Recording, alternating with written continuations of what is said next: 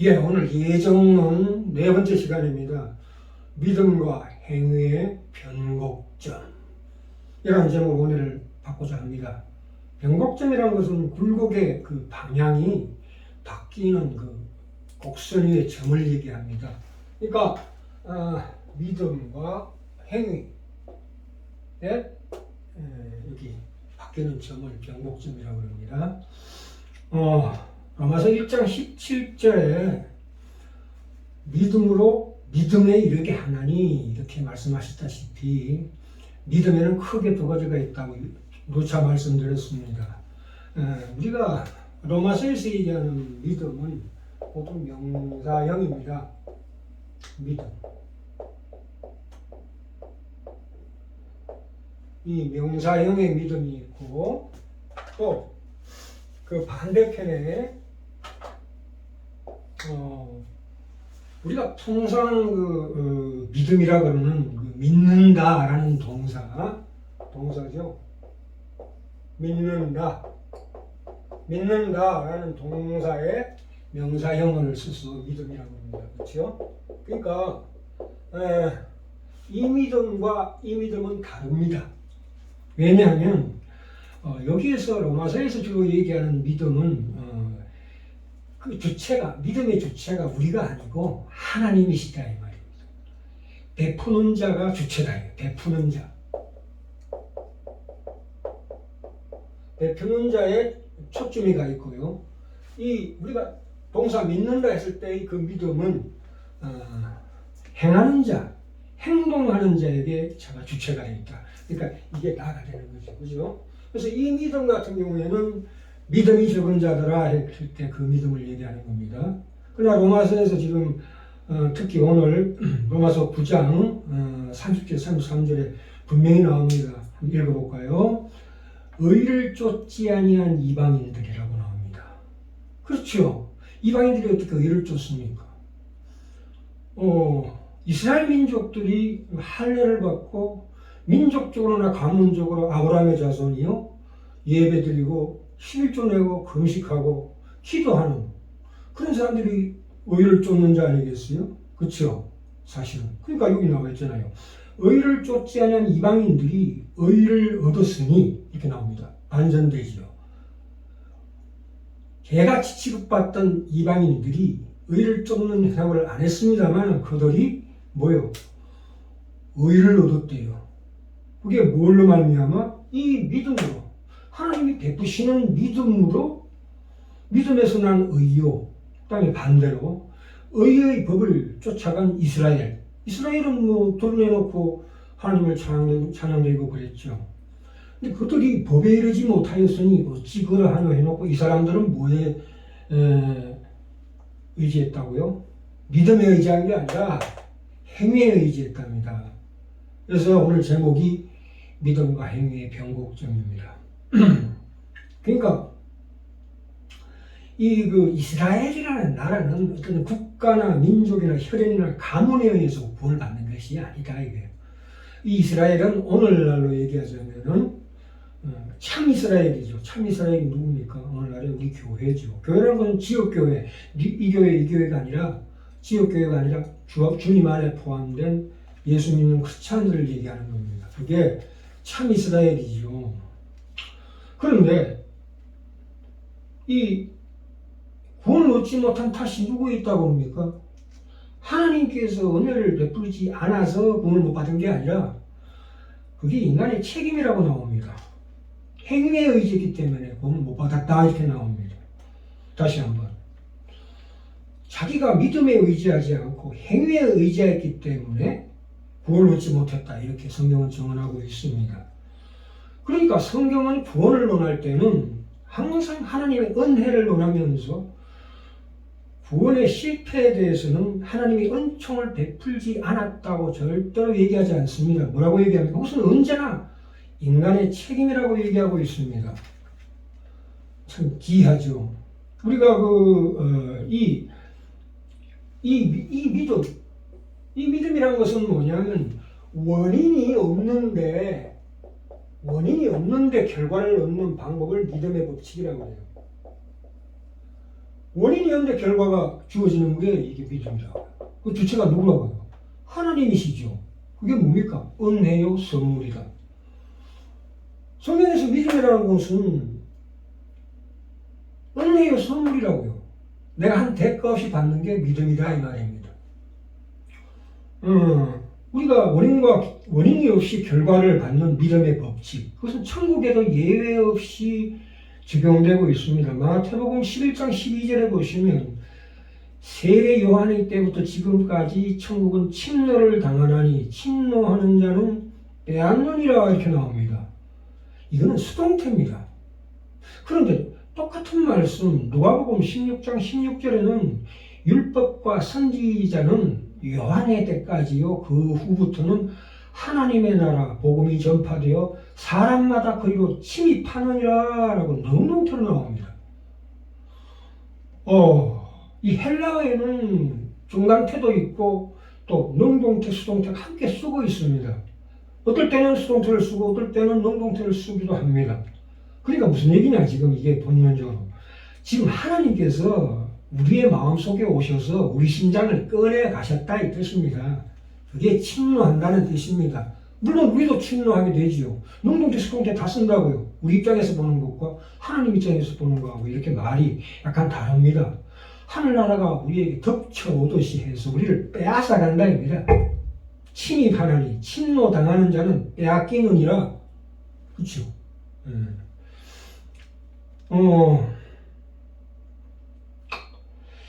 우리가 은밀하게 얘기해서 이 천국은 완성되어 있지 않습니다.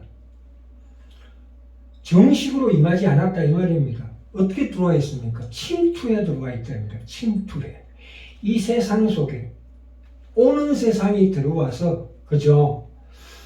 오는 세상의 그 방법과 길과 그렇게 살 수 있는 삶이 우리에게 제시되어 있다 이 말입니다. 거기에 천국이라는 단어에 신비가 들어있다 이 말입니다. 우리에게 지금 허락되어 있는 것과 아직 허락이 안 돼 있고 앞으로 허락될 것이 함께 묶여져 있다 이 말입니다. 그렇죠? 우리가 9.18 수복 때 우리가 이 중앙청에 우리 태극기를 꽂으면 어떻게 됩니까? 그럼 우리가 해방된 거죠. 그런데 지금도 잔당이 숨어 있어요. 서울 시내에. 그러나 그걸로 끝납니다. 그러니까 결국은 그들을 다 소탕하게 될 거예요. 사단이 이 세상에 권세를 쥐고 있다고 했을 때 그것은 이미 끝난 겁니다. 하나님께서 깃발을 꽂으셨어요. 이미 이기셨습니다.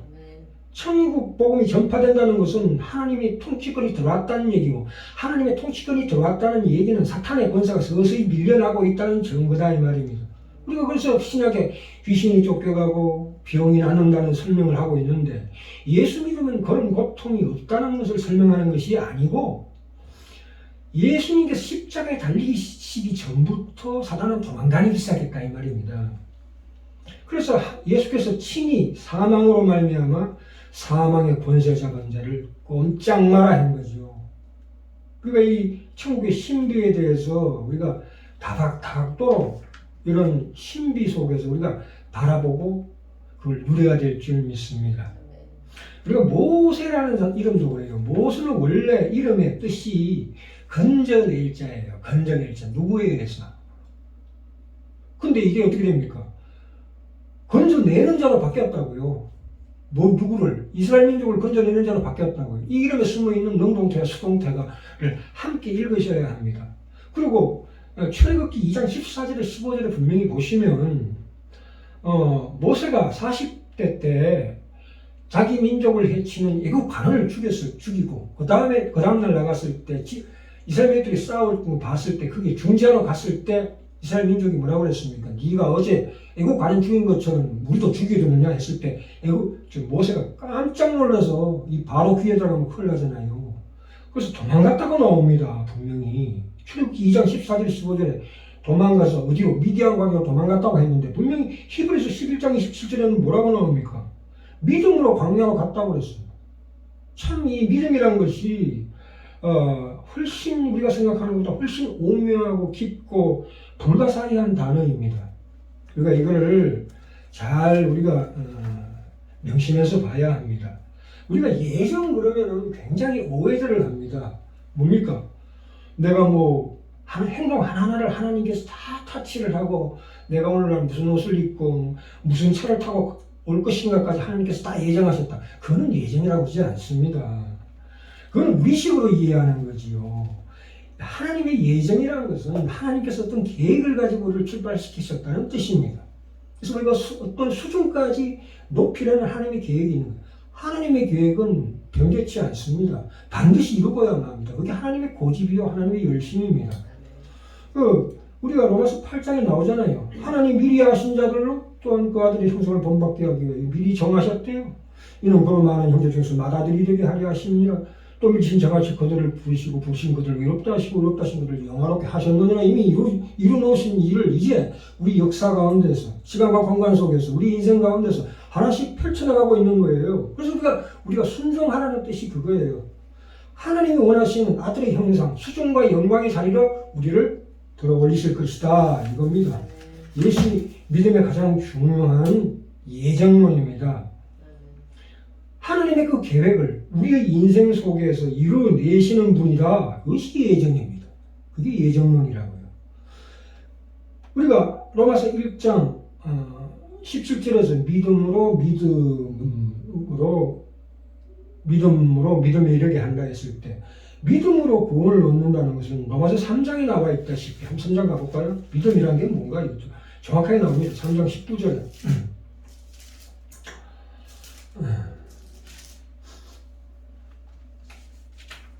3장 19절 믿음으로 말미암아 19절로 쭉 내려가다 보면 나오죠.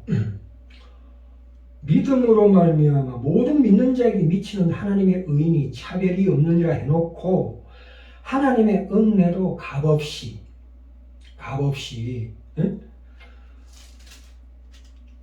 의롭다 하심을 얻었느니라. 그렇죠?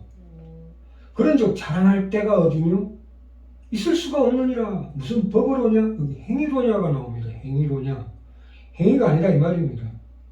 27절에 나오죠. 그런즉 자랑할 때가 어디뇨? 있을 수가 없느니라. 무슨 법으로냐? 행위로냐? 아니라 오직 믿음의 법칙으로이니라. 이게 믿음의 법칙이다 이 말입니다.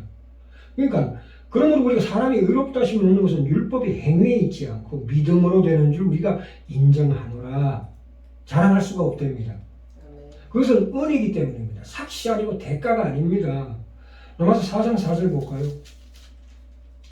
4장 4절 분명히 아브라함을 예들어서 나옵니다. 일하는 자에게는 그 삭을 은혜로 여기지 아니하고 빚으로 여기거니와 분명히 나오죠.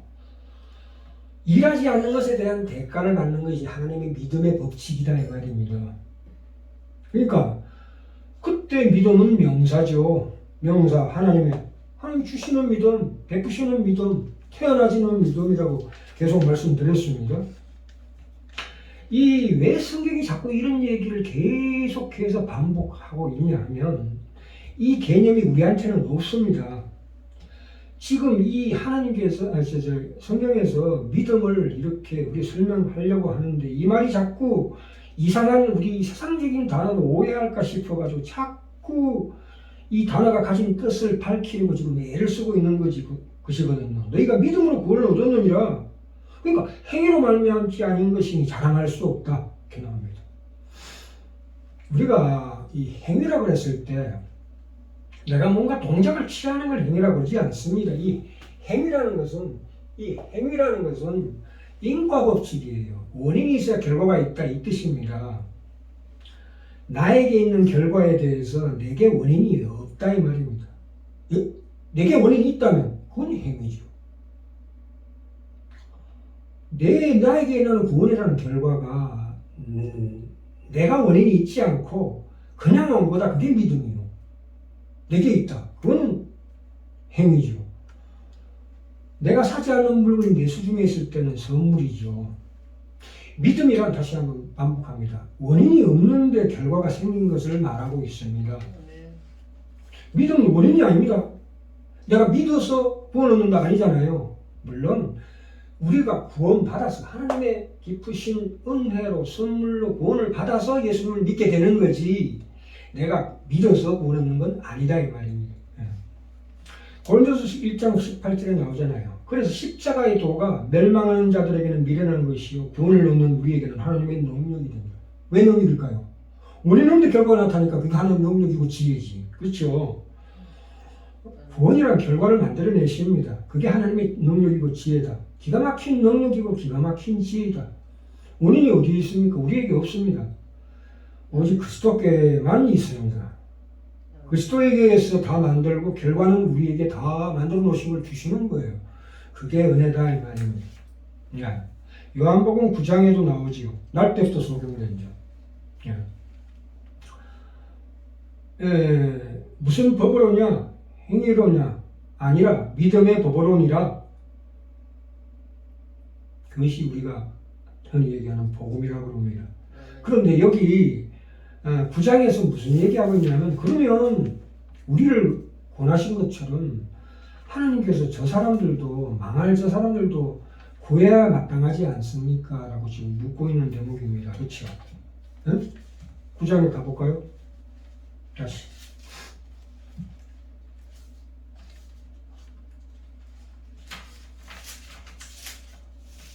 로마서 9장 30절 33절 다시 갑니다.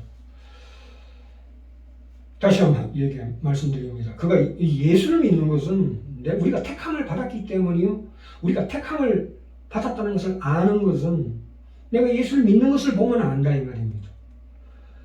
구원이 전적인 은혜로 말미암는다고 해서 그 은총을 베풀지 않는, 그러니까 구원을 얻지 못한 자는 하나님께서 은총을 베풀지 않은 자라고 설명하지 않습니다. 분명히 믿지 않는 자들의 불신앙을 일컬어 하나님의 은혜를 베풀지 않아서가 아니라 그들이 복음을 거부해서라고 나옵니다. 그들이 복음을 거부했대요. 하나님의 탓이 아닙니다. 하나님께서 은총을 베풀어 주시지 않아서 그 사람들이 구원을 못 받은 게 아니라 그들의 불순종 때문에 그렇게 되어 있다 이 말입니다. 구원의 실패에 대해서 성경은 그것이 하나님께서 그에게 은총을 베풀지 않아서 그가 악한 자리로 폐역한 자리로 가게 되었다고 절대 이야기하지 않습니다. 그것은 언제나 저들의 선택이라고 얘기합니다. 저번 시간에 말씀드렸죠. 바로나 가룟 유다는 저 사람들은 자기 스스로가 그 마음을 강팍한 거지요. 자기 책임이라고요. 하나님은 모든 사람이 구원 얻기를 원하시는 분입니다.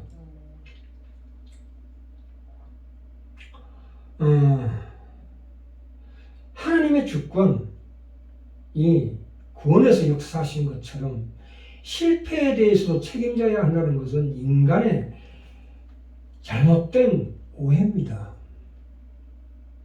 인간의 자유의지를 설명하면 실패에 대한 책임과 함께 구원에 대하여도 그 권리를 주장해야 마땅하다고 생각하는 거죠. 이건 우리 논리죠. 우리의 지혜라고요. 하나님의 지혜가 아니라고요.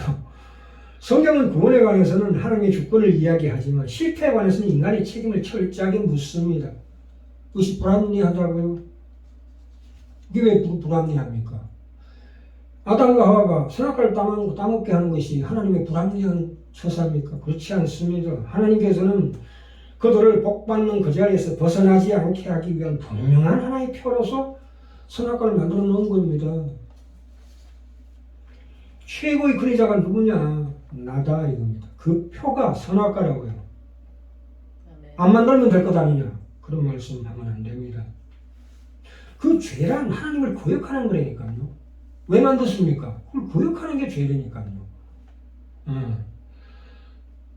내가 정말로 사랑하고 안타깝게 여기는 자에게 하나님께서는 왜 심령을 바꿔주시지 않는가 하고 안타까워합니다. 나를 하나님이 은혜로 구원하셨다면 왜 저 사람의 마음은 안 바꿔주시는 것입니까? 성경에 답이 있습니다. 뭐라고 합니까? 왜 하나님께서는 저 사람을 저렇게 내버려 두셨을까? 아니요. 하나님은 놔둔 사람 없습니다. 한 사람도 그냥 놔둔 사람은 없다고요. 뭘 주셨습니까? 양심을 주셨잖아요. 일하는 종 속에서 이 양심을 주시고 또 상식을 주셨습니다. 인간이 이해도 충분히 하나님 살아계심을 체험하게 하시고 깨닫게 하십니다. 또한 역사와 인생 속에서 나타나는 여러 가지 경고를 통해서 오늘날도 코로나로 경고를 주시잖아요. 우리를 하나님께서 경고하시며 분명히 권면하십니다. 그런데 구원받지 못한 사람들은 자기네들이 자의적으로 자발적으로 거부하고 있는 것입니다. 그렇죠? 우리가 안타까워하고 아쉬워할 그런 부분이 없습니다. 하나님은 하실 만큼 다 하십니다. 하나님은 모든 심령에 필요 충분 이상으로 간섭하고 개입하고 계셨다고 분명히 말씀하고 계십니다. 그러니까 하나님께서 누구를 구원하실 때도 하나님이 그를 택하시고 예정하신 것만으로 그를 구원하는 것이 아니라 택하신 자를 믿게 해서야 구원하시는 것을 우리는 압니다. 그렇죠? 스스로 내가 나서서 자발적으로 하나님을 사랑하게 만드시면 그것이 구원입니다. 그러니까 우리가 믿고 나면 내가 자발적으로 하나님께 순종하는 것이 나의 실력이 아니라는 것을 체험하게 됩니다. 하나님께서 은총을 베풀어서 나를 살려내신 것을 그때서야 확인하게 됩니다. 우리는 예정된 자요, 하나님이 택하신 자일지라도 그가 그 인생 속에서 복음의 증거를 받고 그가 믿어 결심하여 신자가 되는 법입니다. 믿는 자들은 그것이 은혜의 선물임을 알아서 감사함으로 그의 구원을 확인하고, 믿지 않는 자들은 마지막 심판 때에서 그가 자기 의사로 믿지 않는 것에 대한 처벌을 받는 것입니다. 지금 하나님께서 하시는 일들은 우리가 다 이해하고 점검할 수 있는 것이 절대로 아닙니다. 어떻게 하나님의 뜻을 우리가 알 수가 있습니까? 그 지혜와 경륜의 높고 넓고 깊은 신비를 알 수가 있나요? 그러나 우리에게 하나님께서 충분히 알 만큼 모든 증거들을 주시고 우리보다 먼저 앞선 믿음의 조상들, 무수한 허다한 정인들이 지금 아웃을 치고 계십니다. 아멘. 그래도 안 믿는다면 할 말 다 한 거죠.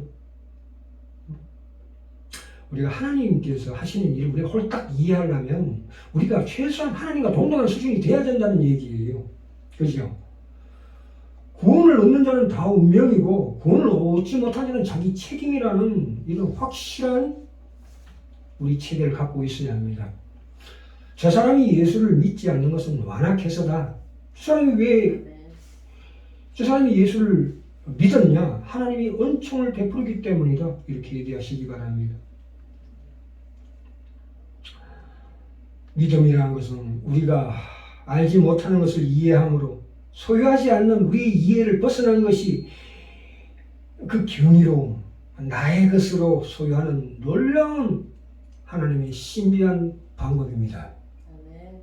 내가 소유하지 않는 것, 나의 이해를 벗어난 모든 것이 내게 있다는 것을 확인하는 것이 믿음의 확신입니다. 그 이해할 수 없는 부조화, 논리상의 모순, 이율배반 이런 것들이 다 내 마음 깊은 곳에서 하나님의 진리의 말씀을 통해서 깨달아집니다. 우리가 이해하지 못하고 다 깨닫지 못하고 납득이 가지 않는 부분들은 모자라서가 아닙니다. 모순돼서가 아닙니다. 너무 높고 너무 기이해서입니다.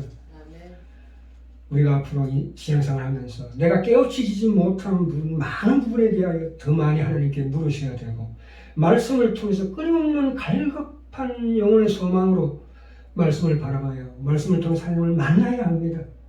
하나님께 경심을 가지고 찾아가야 마땅합니다. 여기까지 하겠습니다. 다음 시간에